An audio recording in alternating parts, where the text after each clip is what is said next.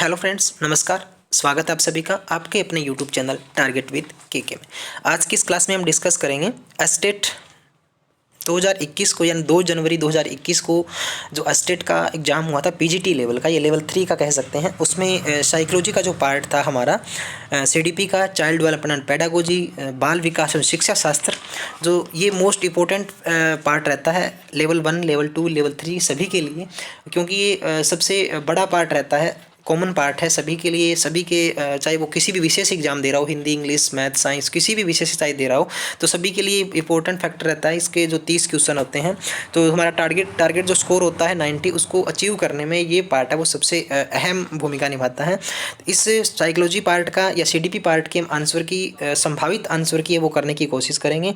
और इसमें जो आंसर है वो लगभग आपको जो ऑफिशियल आंसर की आएगी उससे मैच करेंगे हमारे आंसर। फिर भी हम एक बार ऑफिशियल की का जरूर वेट करेंगे। अगर इस आंसर की के आधार पे आपके 1, 2 या 3 क्वेश्चन ऊपर नीचे होते हैं तो बिल्कुल आपको घबराने की ज़रूरत नहीं है। ऐसा होता है जब बोर्ड की आंसर की आएगी तभी हमें भी लगेगा कि ये जो क्वेश्चन है बोर्ड ने गलत दिया है, हमारा ठीक है, क्योंकि ये ऐसा ही एक पार्ट होता है, ऐसी ही इसकी लैंग्वेज होती है। तो हमें लगता है ठीक है, लेकिन देखते हैं बोर्ड कैसी आंसर की जारी करता है। तो एक प्रकार संभावित की पर हम ध्यान देते हैं कि जो संभावित आंसर की है वो कैसी रहेगी।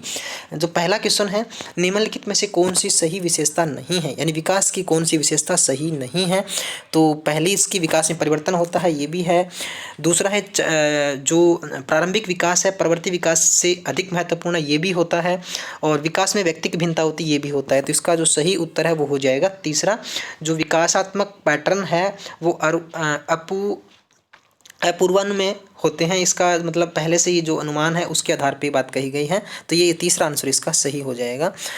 एक बार फिर से मैं आपको कह रहा हूँ कि इस आंसर की के आधार पे आपको बिल्कुल भी ऐसे मतलब फील करने की आवश्यकता नहीं कि मेरा गलत हो गया। हो सकता है कोई क्वेश्चन ऊपर नीचे या चेंज इसका आंसर बोर्ड में के द्वारा किया जाए।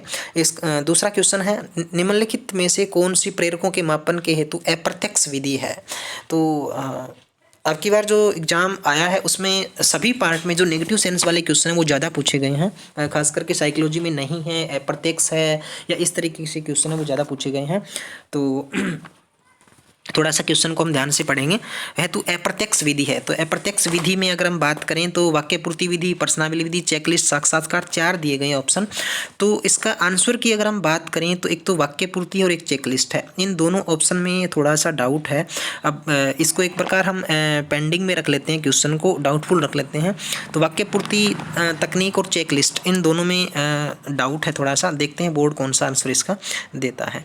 अगला देख लीजिए, आत्म संप्रत्यय के आधार पर के आधार क्या होते हैं। आत्म संप्रत्यय के आधार इसमें दो ही है भी, सामाजिक भूमिका, शरीर प्रतिमा। तो उपरोक्त ए और बी, तीसरा ऑप्शन इसका ठीक हो जाएगा। अगला क्वेश्चन देखिए, चौथा है, निम्नलिखित में से कौन सी जुंग द्वारा प्रदत्त अंतर्मुखी चिंतन प्रकार की व्यक्तित्व की विशेषता नहीं है। तो इसमें दूसरा ऑप्शन आ जाएगा भी, आशावादी। ये इसमें नहीं है, बाकी तीनों है।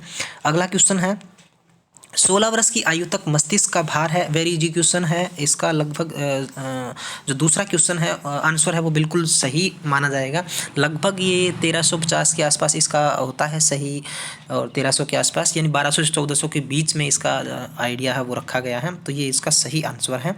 अगला क्वेश्चन है, कौन से मनोवैज्ञानिक ने अपनी पुस्तक हेरिडिटरी जीनियस में व्यक्तिक विभेद का वैज्ञानिक ढंग से विवेचन किया है। तो इसका सही आंसर हो जाएगा सर फ्रांसिस गाल्टन, ये इसका सही उत्तर हो जाएगा। अगला क्वेश्चन है, निम्नलिखित में से कौन सा समायोजन का प्रत्यक्ष तरीका है।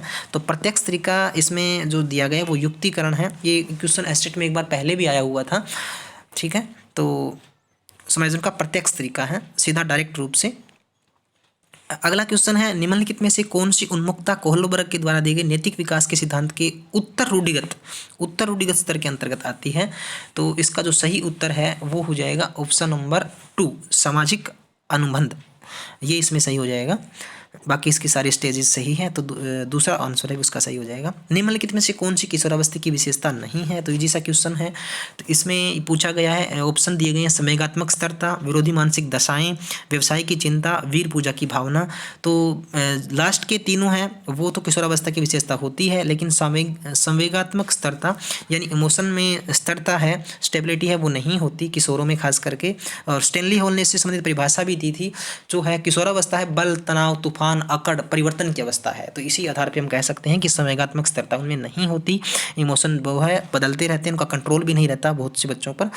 उन ज्ञान अथवा कौशलों का कथन जिन्हें विद्यार्थी को अनुदेश के साथ सीख जाना चाहिए कहलाते हैं। तो ये जो है आपका जो क्वेश्चन है इसका सही आंसर हो जाएगा अनुदेशनात्मक उद्देश्य, उनको बच्चों को सामान्य से सीख जाना चाहिए। तो ये इसका उत्तर हो जाएगा।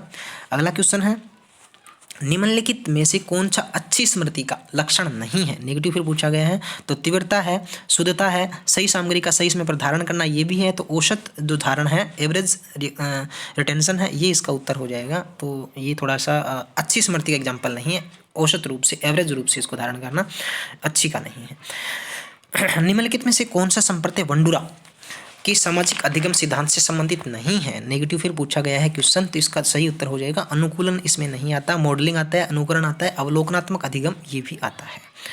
13 क्वेश्चन है, शेल्डन ने शारीरिक गठन के आधार पर, इसका सही उत्तर हो जाएगा जो इसके जो 3 प्रकार हैं शारीरिक गठन के, उसका जो आंसर है वो इस आधार पे 7-1-1 इसका प्रकार है, वो तीनों टाइप से इसको दिया गया है।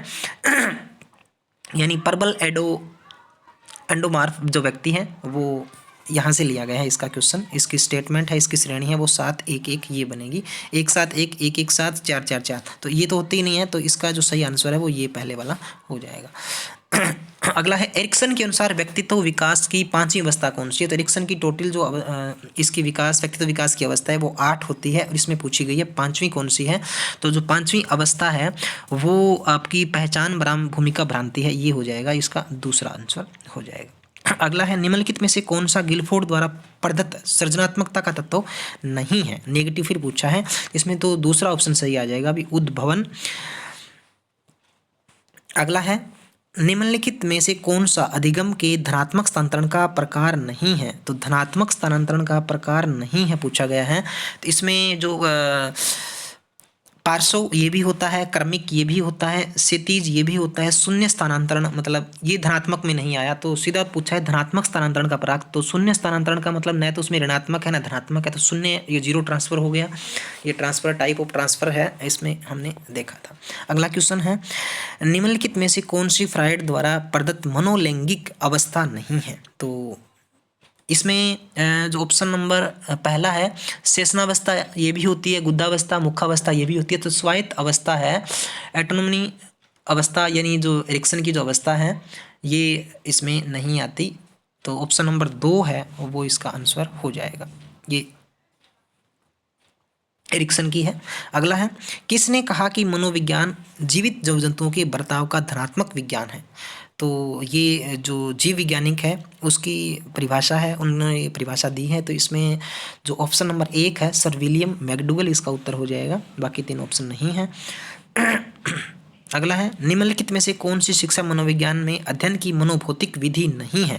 तो न्यूनतम परिवर्तन की विधि अथवा सीमा की विधि, स्तर उद्दीपन की विधि, औसत अथवा माध्य त्रुटि की विधि, व्यक्तिगत अभिवृद्धि में परिमार्जन। तो इसका ऑप्शन नंबर आ जाएगा चौथा, व्यक्तिगत अभिवृद्धि में परिमार्जन, ये मनोभौतिक विधि नहीं है। अगला क्वेश्चन देखिए, पूर्व ज्ञान के रूपांतरण, संगठन एवं पुनर्संगठन के द्वारा ज्ञान की रचना की जाती है, निम्नलिखित में से किसके दृष्टिकोण की सर्वोत्तम व्याख्या है? तो ये पियाजे इसका उत्तर आ जाएगा भाई, पहला ही ऑप्शन सही है। अगला देखिए, जैसे ही ऑफिशियल की आती है तो एक हम पूरे कंप्लीट जो पेपर का जो एक तरह से सॉल्यूशन है, डिस्कशन वो करेंगे आंसर की के आधार पे। पियाजे के संज्ञानात्मक विकास के सिद्धांतानुसार ज्ञान का आधारभूत निर्माण खंड कहलाता है, कौन सा खंड कहलाता है? स्कीमा कहलाता है। ये तो ज्ञान का आधारभूत निर्माण खंड स्कीमा होता है, बहुत बार ये क्वेश्चन आया हुआ है, बेसिक बिल्डिंग ये वाला क्वेश्चन है, स्कीमा बहुत बार आया हुआ क्वेश्चन है। तो एक अंग्रेजी के अध्यापक ने अपने विद्यार्थियों को पढ़ाते समय कैट्स का बहुवचन कैट्स, हाउस का बहुवचन हाउसेस, पेन का बहुवचन पेन्स, उसी क्रम में विद्यार्थियों ने माउस का बहुवचन गलती से माउसेस पढ़ लिया, तो उसको गलती से ये माउसेस पढ़ा गया है, यानी और पूछा है अधिगम स्थानांतरण का कौन सा प्रकार है? तो वो देखो धनात्मक तो हो ही नहीं सकता, क्योंकि गलती से उसने माउसेस पढ़ लिया, यानी उसका जो अधिगम है वो नहीं हुआ, और शून्य का मतलब यहाँ शून्य भी नहीं है, तो उसकी गलती उसने की है, लंबवत हो, ये यहाँ पे ऋणात्मक अंतरण हो जाएगा, तो यहाँ उसने गलती की है, मतलब उसको अधिगम में कमी आई है, ऋणात्मक हो गया उसका। निम्नलिखित में से कौन सा उद्दीपन का वस्तुनिष्ठ या बाह्य निर्धारक है? बाह्य निर्धारक पूछा यहाँ पे, अभिरुचि, आदत, जिज्ञासा, ये तो इंटरनल होते हैं और ये एक्सटर्नल होता है। तो ड्यूरेशन ऑफ ये हो जाएगा उद्दीपन की जो अवधि है, ड्यूरेशन, स्टिमुलस की जो अवधि है, ये इसका आंसर हो जाएगा उद्दीपन की अवधि। 24 नंबर है, मुर्रे द्वारा प्रतिपादित प्रासंगिक अंतर्बोध परीक्षण व्यक्तित्व के किस सिद्धांत से संबंधित है? ऑप्शन है सील गुण सिद्धांत, सील गुण प्रकार सिद्धांत, मनोविश्लेषणात्मक सिद्धांत। इसका सही उत्तर हो जाएगा सील गुण सिद्धांत। अगला है, निम्नलिखित में से कौन सा मध्यम मानसिक मंदता बालकों का बुद्धि लब्धि प्रसार है? 52 से 67, 36 से 51, 20 से 35, 20 से नीचे।